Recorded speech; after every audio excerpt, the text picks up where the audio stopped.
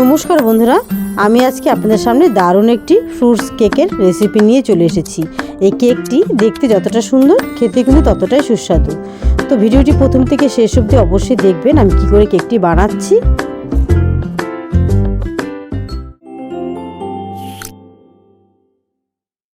এই কেকটা বানাতে কি কি লাগছে সেটি আপনাদেরকে আমি দেখাচ্ছি। প্রথমে আমি একটা নিয়েছি ভ্যানিলা এসেন্স, কোকো পাউডার, মাজা একটা ছোট প্যাকেট, কাজু, কিশমিশ, টুটি ফ্রুটি, আর আছে জল ঝরানো টক দই, তারপরে 1 কাপ দুধ, আর আছে চিনি গুঁড়ো। তো প্রথমে একটা বাটিতে আমি শুকনো ফ্রুটসগুলো, কাজু, কিশমিশ, এগুলোকে আমি মাজাটা দিয়ে ভিজিয়ে রেখেছি, একটু গরম করে নিয়েছি। তারপর একটা বাটিতে টক দই নিয়েছি, টক দইটাকে জল ঝরিয়ে নিয়েছি। তারপর এখানে চিনির গুঁড়ো দিয়ে খুব ভালো করে একসাথে মিশিয়ে নিলাম। এবার আমি এর মধ্যে 1/2 কাপ সাদা তেল দিয়ে দিচ্ছি, আবারও খুব ভালো করে মিশিয়ে নেব একসাথে।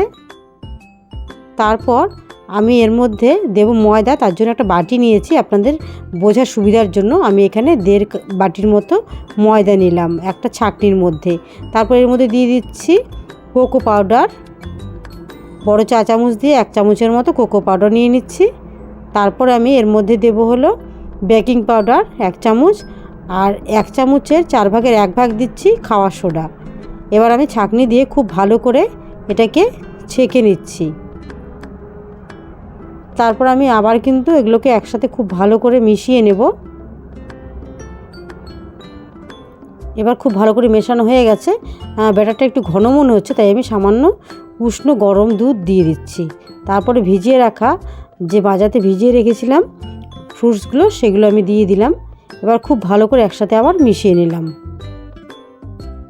আমার মেশানো হয়ে গেছে। এবার আমি খুব সুন্দর একটা কেকের মধ্যে সুন্দর ফ্লেভার আসার জন্য আমি এখানে কিছুটা ভ্যানিলা এসেন্স দিয়ে নিলাম। আবারও খুব ভালো করে মিশিয়ে নিয়েছি। তারপর আমি একটা কমলা লেবু নিয়েছি, আর একটা গ্রেটার দিয়ে কমলা লেবুর যে খোসাটা আছে সামান্য কিন্তু গ্রেট করে দিয়ে দিলাম। খুব সুন্দর একটি কমলা লেবুর ফ্লেভারও আসবে কেকের মধ্যে। আর এদিকে আমি একটা কড়াই কিন্তু বসিয়ে দিয়েছি গ্যাসের উপর, কড়াইটা প্রিহিট করার জন্য। আমি কড়াইটা গ্যাস জ্বালিয়ে একটা গামলা দিয়ে ঢেকে দিলাম। দেখুন ব্যাটারটা কিন্তু বেশ সুন্দর তৈরি হয়ে গেছে। তো একটু ঘন মনে হচ্ছে, তা আমি আরেকটু দুধ দিয়ে খুব ভালো করে মিশিয়ে নিলাম। আর এই কেকটা বানানোর জন্য আমি একটা বাটি নিয়েছি, স্টিলের বাটি, প্লেন বাটি। তো সেখানে কিছু সাদা তেল দিয়ে ব্রাশ করে আমি নিচ্ছি। তারপরে এখানে সামান্য ময়দা দিয়ে খুব ভালো করে বাটিটাকে কিন্তু ঘুরিয়ে নিলাম তেলের উপরেই। তো বাকি ময়দাটা কিন্তু আমি ফেলে দিয়েছি। এবার আমি বাটিতে সেই ব্যাটারটা যে রেডি করেছি সেই ব্যাটারটা আমি এখানে দিয়ে দেব। ব্যাটারটা বাটিতে দেওয়া হয়ে গেছে। এবার আমি বাটিটাকে খুব ভালো করে একটু আস্তে আস্তে জোরে জোরে শব্দ করে একটু বসিয়ে নিলাম। ব্যাটারটা সুন্দর করে নিচে বসে গেছে বাটিতে।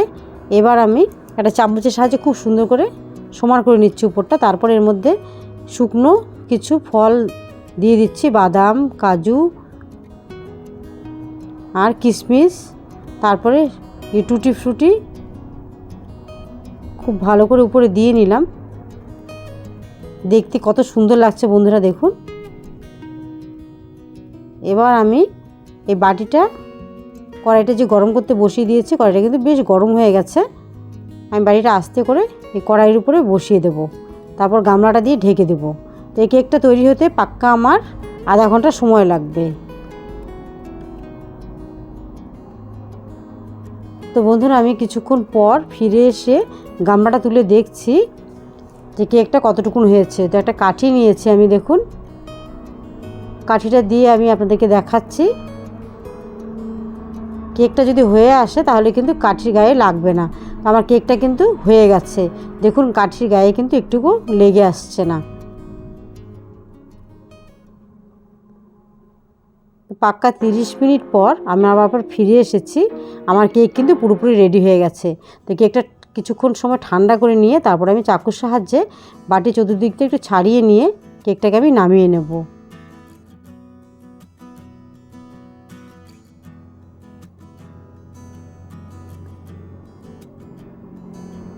কেকটাকে আমি নামিয়ে নিলাম, একটা প্লেটে উল্টো করে ঢেলে নিলাম।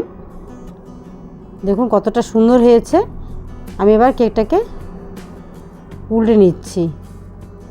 দারুণ সফট হয়েছে, দেখুন কতটা স্পঞ্জি হয়েছে বন্ধুরা, দেখুন দারুণ হয়েছে।